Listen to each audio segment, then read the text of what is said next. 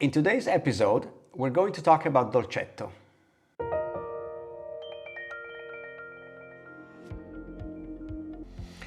At the Gigi Rosso Winery, we produce two Dolcettos, Dolcetto d'Alba and Diano d'Alba. Dolcetto d'Alba takes its name from the town of Alba, but the appellation covers all of the Langhe and Roero. On the contrary, Diano d'Alba is only one village, so it's a very, very small denomination which includes only one municipality.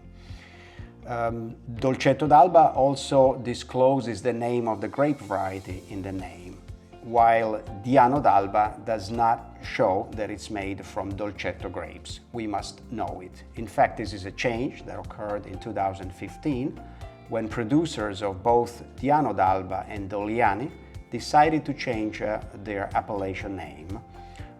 Before, it used to be called Dolcetto di Diano d'Alba, and now simply Diano d'Alba.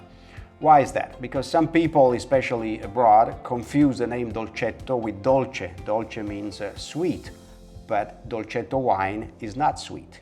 It's always dry.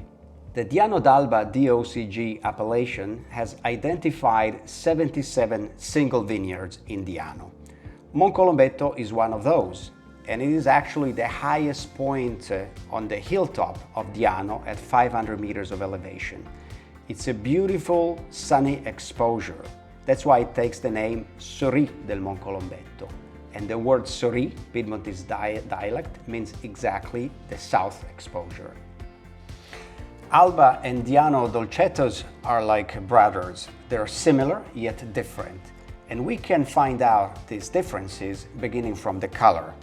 Dolcetto d'Alba is a dark red that I would define amaranth red, while Diano has an intense purple color, a specific, really violet hue that is very particular and identifies exclusively Dolcetto from Diano d'Alba. Let's see the difference in the bouquet. From flowers to fruits, roses, and then red fruit, in particular raspberries. Let's see the Diano. The same, even more intense. Flowers are violets here. The fruit is cherry.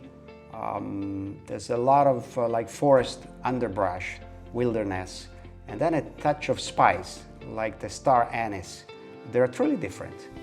Now the taste.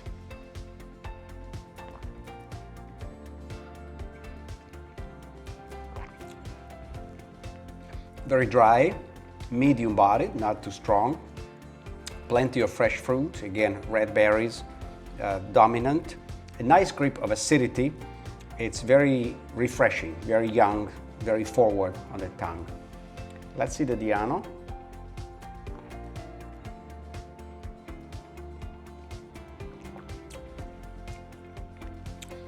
It's big, it's full-bodied. It has maybe slightly less acidity, but a very tight texture with a bit of tannin and plenty of fruit also, but here I would say sour cherries are strong. It's longer in the finish, and it has a particular note at the end that I would define as bitter almond, so a slightly bitter touch, which is very specific of Dolcetto from Diano d'Alba, and in a way defines this wine as unique in particular. So again, like we said at the beginning, they are similar, but truly, when we get to know them better, we also learn to recognize the difference. Don't ask me to pick one, but if I had to choose for myself, right now I would choose Dolcetto d'Alba because it's very smooth, very enjoyable, young. But I also have to say that Diano d'Alba was my father Gigi's favorite red wine, and he made sure that he had a glass of Dolcetto Diano every night for dinner.